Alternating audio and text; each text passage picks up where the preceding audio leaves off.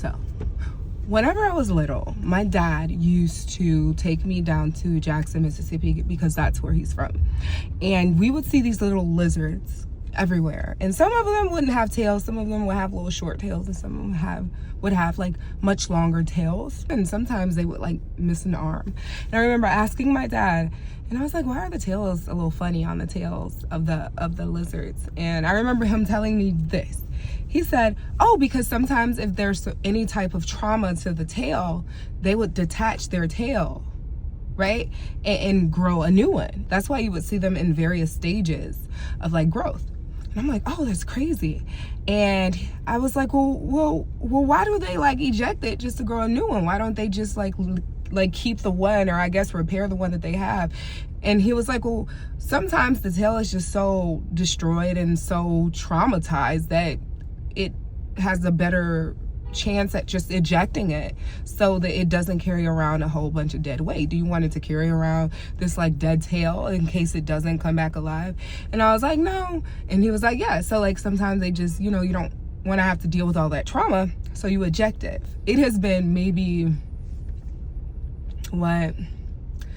15 years since I've been in Jackson, Mississippi, and this story came to me just now when I was driving.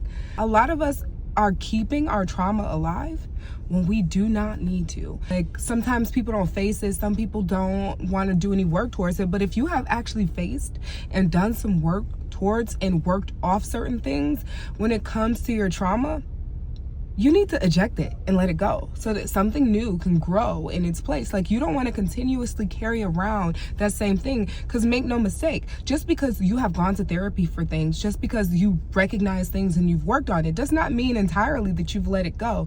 This story can be said the same for when you want to talk about certain things that have happened in your life. Let's say you meet someone new and you guys are bonding and you guys get to a space eventually where you want to tell them different things about your life. There are some things that they don't need to know, right? Why? Because you let that thing die. And bringing it into this new story that hasn't even been written yet keeps it alive. Now, there are going to be very few things in this life that are incredibly traumatic that you can continue to talk about. And I'm not talking about your hair won't curl and your house burned down, or just small things like that where no one was damaged. Like there are deep traumas that you can let go. It does not matter in any lifetime who was there to experience that trauma with you. They did not experience that trauma in the same way as you. So therefore, the way that you experience that trauma and the way that other people experience that trauma is two different perspectives. You are the only one keeping your trauma alive in the way that you've experienced it. So you are the only one who can allow it to die in the way that you've experienced it. I'm talking complete death. I'm not talking about you need to make sure it never happened. I'm talking about complete death. It's gone. It's no longer a part of your story. So dragging it around and telling them about all your deep, dark traumas and you have made peace with, telling them about those things. And yes, people can make peace with things and still bring them along and still talk about them out of sheer habit. When things become so much so a part of your story, sometimes you can keep them because it just reminds you of a certain time and place. You can keep them out of sheer habit attached to you. You keep your trauma alive so you can make sure your trauma dies. You can grow a new life from that space that your trauma once held. You're going into a life that doesn't exist yet. You're meeting people you don't even know yet. You're having loves that you have not even experienced yet. You have so much going on for you in the future that is going to continuously be eroded if you do not know how to eject yourself from the trauma that you've experienced and not bring them forward. Like there are going to be things in my life that I'm like, you know what, that was traumatic as hell. It changed the very chemistry of who I am as an individual. But does it serve me to continuously carry this thing along with me? No, it doesn't. Why do I keep telling people about it? I worked on it in therapy. Why am I keeping something alive that has continuously held me down? Some people's traumas that include other people, right? That have done things to you, people who have hurt you, who have harmed you, people who have mistreated you, people who have traumatized you. It includes them too.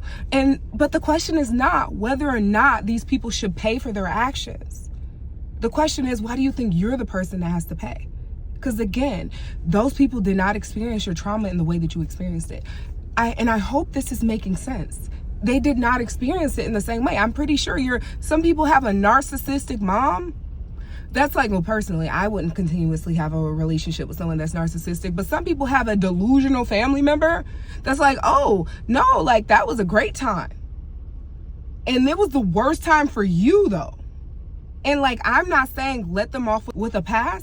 I'm not saying that whatsoever. What I am saying is that if they're not experiencing it in the same way that you are, you have control over whether or not you continuously bring that luggage over to the next house that you're moving into. You're continuously bringing the same heavy thing to the next spot, the next spot. Why are you taking all that with you? Nobody outside of you cares. And let's just be honest here, because things are going to happen to us in this lifetime. So many things are going to happen to us in this lifetime. So many things we have control over, so many things that we don't have control over, but the one thing that we all have in common is that one day we are going to die. Then what will your trauma mean at that point? Nothing. All it would have done is held you down moving forward, right? A wise woman once said, bag lady, you gonna hurt your back. Carry around them bags like that. So I hope I'm making sense. And like, yes, this is delusional. Yes, this is woo-woo. But is it really when you think about it? I always talk about perception is king, right? If you perceive something to be no longer there and no longer a part of you, then it's no longer there. And it's no longer a part of you. Don't keep taking it with you. All right?